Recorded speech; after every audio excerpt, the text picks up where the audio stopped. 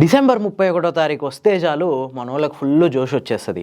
హైదరాబాద్లోనైతే బార్లు, పబ్బులు, రెస్టారెంట్లు, రిసార్ట్లు ఇట్లా ఫుల్ మస్తు జోష్లో ఉంటాయి. ఇక్కడ తెల్లారిందాకా తాగి తందనాలాడి ఎంజాయ్ చేసి తెల్లారగట్ల తిరిగి ఇళ్లకు వస్తుంటారు చాలామంది. కానీ ఇదే టైంలో రోడ్ యాక్సిడెంట్లు జరుగుతుంటాయి. 2024 డిసెంబర్ 31 తారీఖు రాత్రి దగ్గర 15 యాక్సిడెంట్ల వరకు జరిగినాయి హైదరాబాద్, సైబరాబాద్ అట్లాగే రాచకొండ కమిషనరేట్ల పరిధిలో. ఈ ప్రమాదాల్లో 5 చచ్చిపోయారు. ఈ నేపథ్యంలోనే హైదరాబాద్ పోలీసులు చాలా కఠిన చర్యలు తీసుకుంటున్నారు.